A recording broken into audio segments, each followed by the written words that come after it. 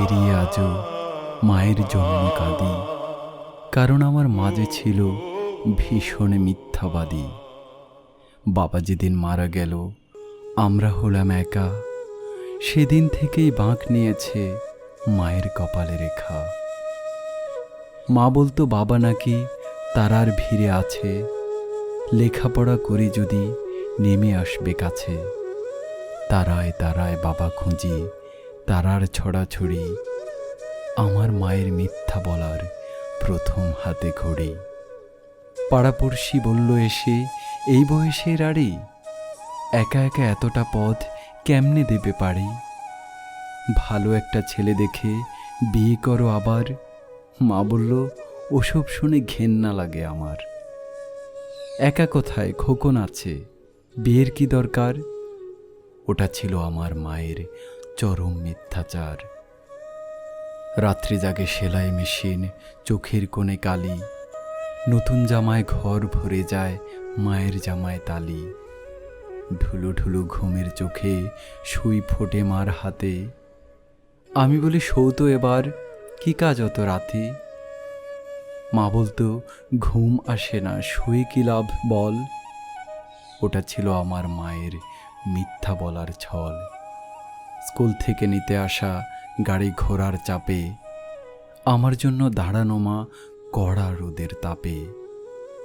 ঘামে মায়ের দম ফেটে যায়, দু চোখ ভরা ঝিম। ভ্যানিটি ব্যাগ খুলে আমায় দিত আইসক্রিম। মায়ের দিকে বাড়িয়ে ধরে বলতাম একটু নাও। মলিন হেসে মা বলতো খাও তো বাবা, খাও। আমার আবার গলা ব্যথা, ঠান্ডা খাওয়া মানা। ওটা ছিল আমার মায়ের নিঠুর মিথ্যাপনা। বড় হয়ে চাকরি নিয়ে বড় শহর আসি, টুকটুকে বউ ঘরে আমার বউকে ভালোবাসি। পশ এলাকায় বাসা নিয়ে ডেকোরেটর ধরে সাজিয়ে নিলাম মনের মতো অত্যাধুনিক করে।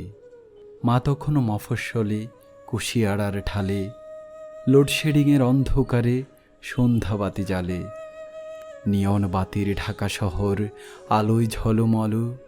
মাকে বলি গঞ্জ ছেড়ে এবার ঢাকা চলো। মা বলতো এই তো ভালো, খোলামেলা হাওয়া, কেন আবার তোদের ওই ভিড়ের মধ্যে যাওয়া?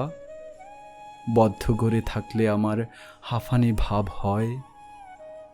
ওটা ছিল আমার মায়ের মিথ্যা অভিনয়। তারপর আমি আরও বড়, স্টেটসে অধিবাসী, বিশ্বব্যাংকে বিশেষজ্ঞ, সুনাম রাশি রাশি। দায়িত্বশীল পদে আমার কাজের অন্ত নাই, মায়ের খবর নিব এমন সময় কমই পাই। মা বিছানায় একলা পড়া, খবর এলো শেষে, এমন অসুখ হয়েছে যার চিকিৎসা নেই দেশে। উড়ে গেলাম মায়ের কাছে অনেক দূরের পথ, পায়ে পড়ে মাকে বলি এবার ফিরাও মত। একা একা গঞ্জে পড়ে কি সুখ তোমার বলো, আমার সঙ্গে এবার তুমি আমেরিকায় চলো। এসব অসুখ আমেরিকায় কোনো ব্যাপার নয়, 7 দিনের চিকিৎসাতেই সমূল নিরাময়। কষ্ট হাসি মুখে এনে বলল আমার মা, প্লেনে আমার চড়া বারণ, তুই কি জানিস না? আমার কিছু হয়নি তেমন, ভাবিস অযথা। ওটাই ছিল আমার মায়ের শেষ মিথ্যা কথা।